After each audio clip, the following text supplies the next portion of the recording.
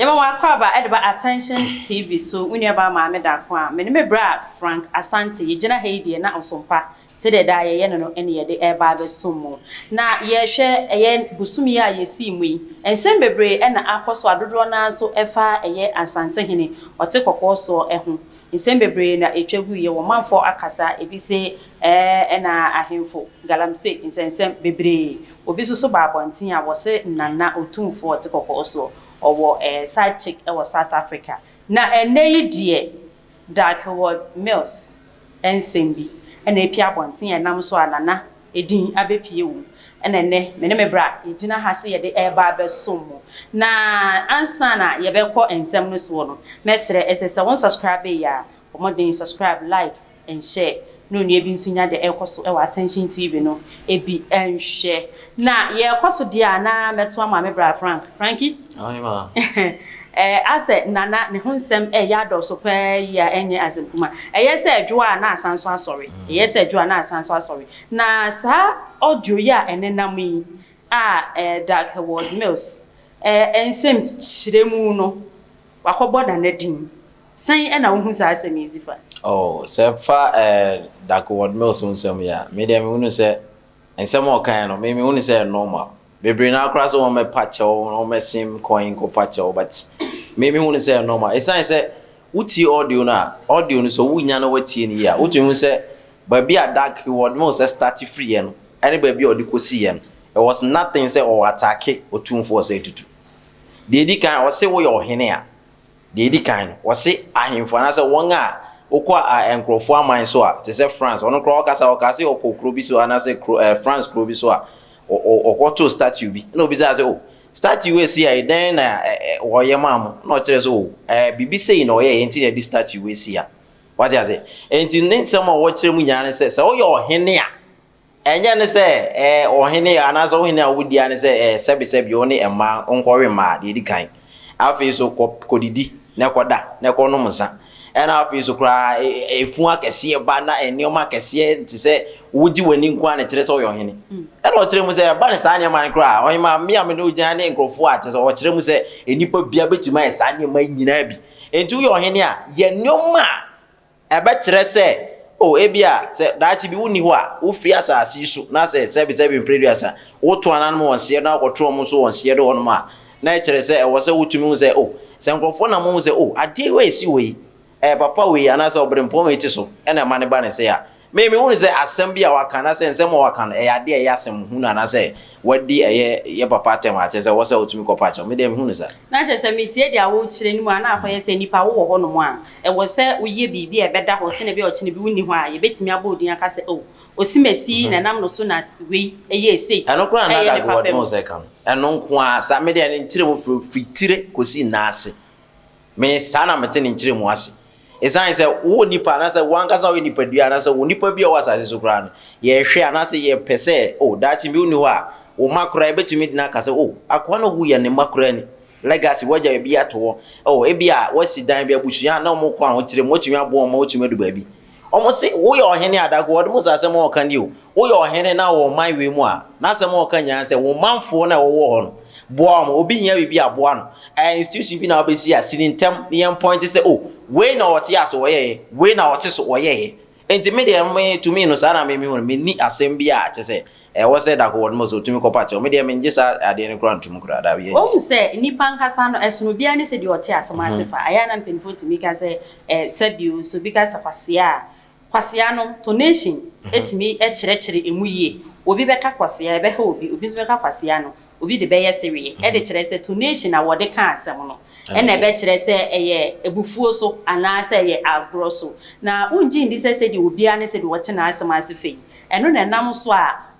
dark hills so no edin a wo boy no unji ndi se wo bo na nadin so ka ho nti na wo manfo de aso ase ya wo kaseti obo na nadin eno de obi a enje chie ne kasa mo bo na nadin e kire se obi ti se otumfo wajaze nana otumfo say to the second ogboni din e kire se wo ba santima ma so no hwe eye asantima ni nyina so a e wo se ne nioma wo ye no e kire se ampa se nkrofo ehia bibia e wo se wotumi ye na enye ne se ebia efun na je se wo efun ya je se wo efun no pampe e na owu a e na state barrier e na efun ni fun kwa no yetumi e de to ade oba Africa na yetumi uza de me ko abrochiri a unhu se obi yetu obi ewu ya kosie no asidan asi ni so is only in Africa oba Africa so obenya hemfo a je se omu wu a na omu sie no eno nkran ya de mua what I say, no otumfo no born din there, and there no two ways about that. It's your born din, but one kind of born say we din atem. What I say, one kind of born say otumfo and I say now obey you and that. Me want say it din no born there. I did send for that. Or example, any power some scenarios. Send you be preacher. Otumi eye ebia moko anasa tse wa fama me dokuno anasa fa dokuno a say ni say no nkyere say dokuno asem no kan scenario no ma anaso bi kaza kro de bibi eye mfaton enti media me hunu se mfaton bi na oye se oye obi tse ohene anaso wo otumfo obi tse otumfo a na ebia wo niam bi na oye no anase mpuntu onwuma na oye na emanfo de be ka nko so na ye ne sa na nya se ebia oye ohene anaso na otumfo se editu de second na ebia akofa anaso okodi no akoda wakonom sa no akoda no akode one ma akoda enya no ene ahenie no anase no na kire se oye ohene no ano me de me sa na me meti ase he would miss kira sa preaching we anase ensem we asese ya ba abonte na nye nne asem eye mmiri bi atwam asem kra ye mu bi kra ya ante kra obi ho no asem aye kin wante da e de kire se enfie dudu a wo kire no ewa achepa ewa na sa asem iko so nti susu se obi no opese bi a wo ha Howard entina ode sa video ana audio we ya boya say am focus won ko patch we e yo say ye kwanso nti no wode beto on say on my Ghana and Africa as a whole you be a friends a PhD ye de no enye say wo ko school no akwaje no de no nya no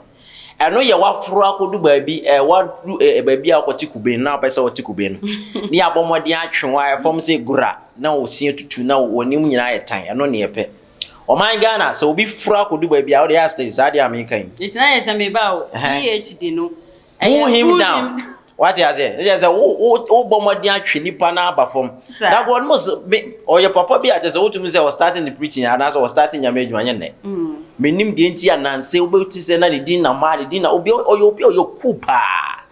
And call for pen is saying tea. And I buy some this our voice yaba because voice we what you say one now a preacher just one now a big cracker or no most of the time or evangelism or to make a book crusade now day but what you say no one in voice here just what to me church and say what you say ain't in way here idea just what you say a month for a bomb dia say baby up that what they do one person bringing it down maybe I say baby say the letters we grab about here what you say one crown or watch them say a buy check na we cross sign sorry sign say nsem wo kan nyina say enye ade a oye otumfo na any target say wo person say no wo de tell point na ba ne mo what sign kire mu say ade a si nyina na obi mo apaye a wase da bono modern say obetumi pulling it down and as obetumi ba bi a ye ono wadu no obebo modern say na so no me boda nti me de me hunu say ade a che say obi aseda tenase na wo say obedi ni bone a obekoso di mo nti na ade ne de aba no e so no so ye na ni tumi down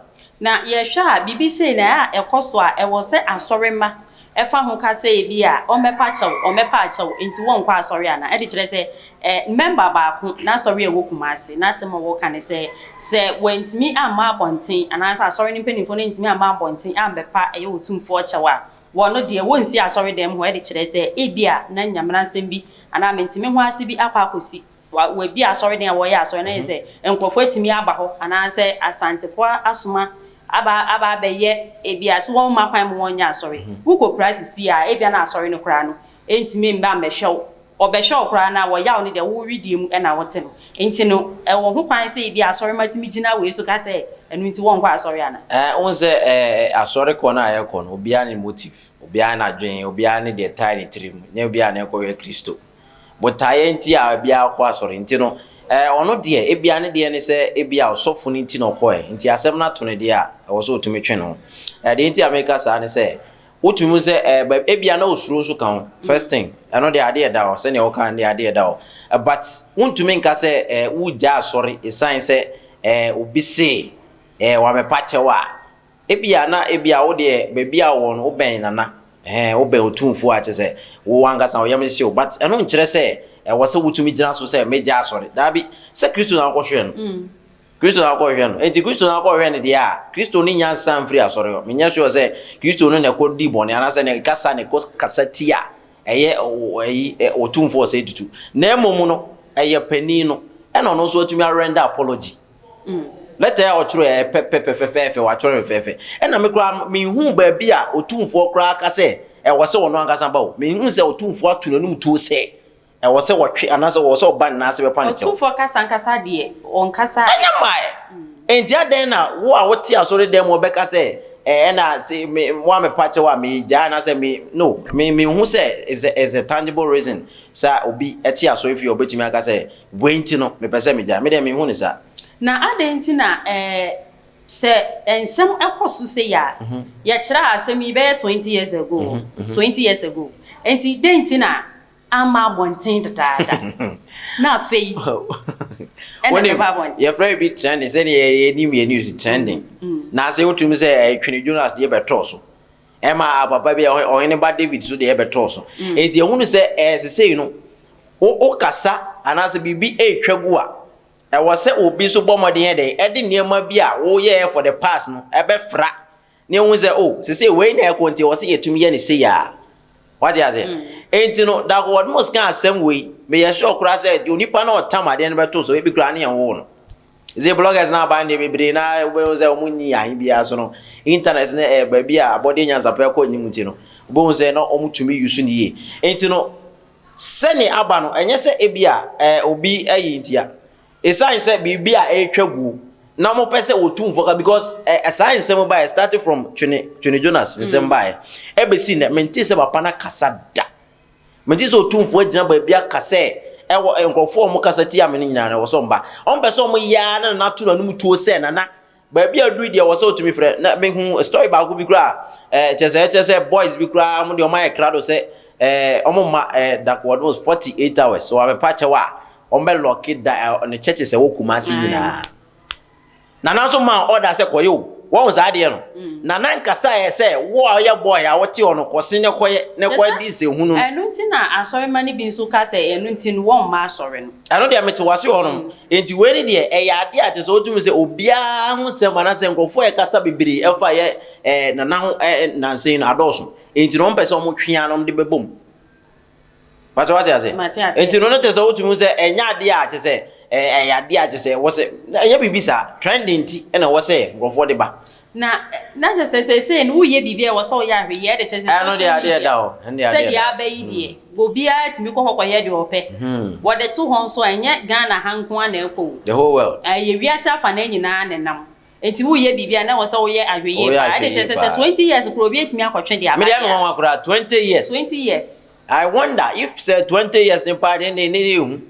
no nipa no what the recording is saying nipa no 20 say no edi mfie say 20 years okay papa na say that what mo say 20 years and this in there you betimi ade atom say but 20 years there well o dey ye fa minim dey make because 20 years dey no omo a wo de ensem efole eye otumfo me nka say bia dark asemi a wo kan you na emom no ti se won se Twene Jonas asemi baaye obi de to ne ho so ebodua ema prophet Eric Ntwikra ba Attention TV ya be kasa ye se wiabo a eni nyina so wo no enya adwuma enti na no ebinum de fa kwan bi so se wo de popularity ana se de won se ni social media no ade ba ko a eye adwuma wo pa ne se wo trend mo wo social media o handle no yetumi tuaka okay enti no me de me woni se eya na nkrofo be bre to add per viewers one add per followers se nkrofo be dinach oh ye ka otumfo wa se menko tie de wom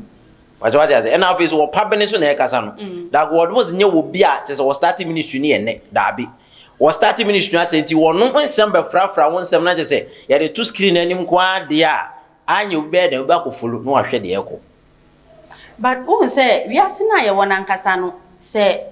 wo ka wo bi hu asem a empempi na wasa wo soso hwe wachi empenifo be na ombu ye na wasa yetumi ehwe ni ye wo we ofo nsa na wa hwe also timi hwe wachi de kire se se 20 years said dia making ni yetimi akotwe aba e na wo hu manase nso ma asa ba ye no so yakotwe ni wi de ba yakotwe ono so ni wi de aba enti se asembe mpa na obeka kire wo manfo especially efa social media nantie yehu na me se no ade ama wo ni se wo pa ntokwasi wa sisi ya obi ampata esu beni obi phone ekita no ene ne first point eno so wo twe asi so ya browa tete ho ama wonim nyina ya moja ehia no ten se obekasa social media nim se abaye bebre ene ye ka se embaye bebre ene ye boa izan so bitia no mkra ba se ye che information bi fast obetumi anya but ade ba ko asamba ye ne se abeko se one ham ene se enkan ne tete kra no bi ye nse hunu bi na ehia utumi tu nipa no se jai nanso wenne no se wona social media mesrew o photo bi kura da ho nim se ye older mesrew ko yifiri ho izan so obetumi akohwe ma se akwawe o ye gaga na wo no ne wo gina tv so kasa bebre hwe no wadi aze enti no e wo se ukita wo phone na enioma wo ye wo so no ye steady empo wo je ba bia wo gina kasa bia hwe se recorder bia embo ho a wankasa wona mo no record ho wo bi benya da aja record o wi nso o mfa story ni nyina fu ni ma wo obekati ba bia enye no isan se na be sele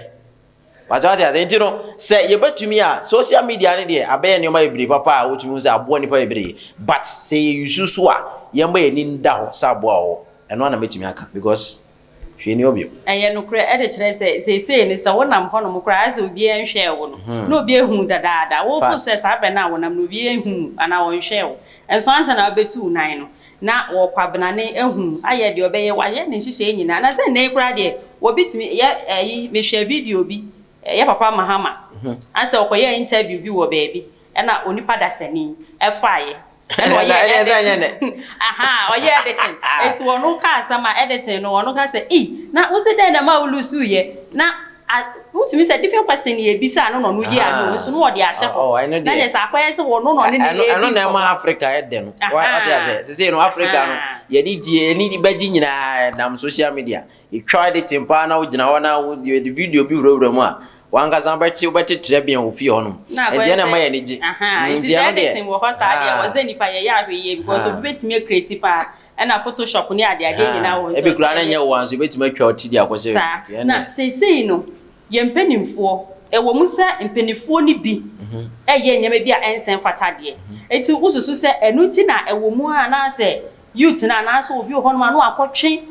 because ahwe se nipa no so enima bebre wo hono ma waye ye ne mapapa wo eno na meka enso ye mfa ma bone ne ebetwa ne mo bone no se hye emre dudu sen na edie ye mfa ho ni akofa ne ye de aba ugidi se ebi a enema bi a ye benifo ni bi ye na enso eni nti na ama ebinum so take advantage a omode ye sana ye benifo ne de se wo kaso bedi o machi a wanhwe a da bia obeto blues afa kan se na ya adamika no because nsema that word mo se kan ne papa ni mu ne tofa bo nyina ne se e wo se wo ye opani a eniema na se ye bibia e beboa wo manfo wo hwa mpanifo am guso se wo ye okan kra ngo se ye tabiri ne di man mpanifo na nkasa ente so ezan se mpanifo na obi nya position se ya bra forget it so ono ankasa betumi ye position na bibia se ne fata no wonye se ne o kan da go mo se kan ye ma asem ensa wi aduane wi enko party Sile kwemfo na maso magu kas mwa viet ne esem mfa kwan paso nko adwuma no ne sile kwensi gumu na jase ye boy kon ne sa ne ye tu attacks ne koto ye no ne ye to wa ye bre enti no ye opani a asem ekura de eni senka tu fo be fra bia ezan za wo ye ohene na so wo ye adwuma ne se de se ne fata ayi twene Jonas be se so wo ye ohene na won to gold e wo kroma wan kasa ko ya selfie hwa ensuo ne bra na mu se blue na menja watem die na asem simple no enti no media de o kan ebetumi abane sa isa say YouTube bia edu no ye wonu se empanifo ne moae enti to de bia na wo se YouTube kasa waje ase enti no we de me kura de eni senka da god must dey fan ahimfo kura because ahimfo de eze na ase ba bia o mo se no e ho ye ba bia o mo se de ho adwo na empanifo no mguso no om na ese o mo teso e na national cake no mo twitwa di o mo yam no mo furu mu no mo num nko ani o mo busua ejina nka wo sense we de nka wo se wo ponche kura de ma empanifo street meza me gina enya se but mu empanifo na we koma me isan se mu nye ne ye edu wote so a ye bibia be gina ho na obetena so 8 years just imagine obetena so 8 years na 8 years nso ye wo sori free so nye kohwe enema na wonya hwe sikadi na wodi a ensem o kan ifataw na anje se wo bawe mma no na afi so no wa rensane eduane na wo wi akoda na wakọ parties akese imagine so be MP ya friend say ombra naming ceremony ya ne ho ye fekeke was spread you ho ye fekeke ya was spread papa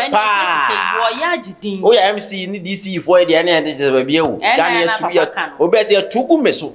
say ya tugu meso say ya enti no nsem we kura de wo ye ohene na wo adwuma ni ya membe kasa woni so bibia si ho na te se wo free so na se won a wo ho no na se wo manfo no be ka so papa eti as we no ya de a we kasa bia mpo nim eni se da god muskra wa nyame nhira no apa chew nyame nhira ne pa na che se sofo pompo etimi aye bibi se ya se adwen ono de kan ye nimpo na nya adwen se bia wo kan no bone so enso ni nyina mu no wa tworo krata aba abonten enti eno no na che se panin eye panin fo se woni panin be ko de na so wo widi panin ye panin se wo kan no kwan pa so ene ya nte ase ye mpo na ese fata ese wo de chewpa ebekọ efi se wonye wo bi a oye ni pehunu won ma wo na ase eye mpanifo no no akasa so eye ohempon enti na ese fata we nya hweso de mfa nkoma eye youth ni titi se e bia wakasa ti opani bia e wo se wo de chewpa e de ko ekoma ono na asundwe ene nti ase etimi eba enti na ha na mene menua bema Frank ye de mu ebesi ma me da ko a ya ba aba be som osompa se da ye no na mu kai na hunu se on subscribe ya subscribe na be kan Attention TV ebusuakuo ne ho na de be koso bia na wo so nsa aka wo adwumekuo bi ana se adwumedie bi koso na be se ye bohu de ro edema wa se ya announcement se ya advertisement ni nyina ye beye ede amawo enu nti bomode na fa numbers na go screen ni no na frɛ ofra ye beje so ofel so na yabo udwumedie no hu de ro ede amawo se de ese na efata yeda mo ase ema mumu ene hwe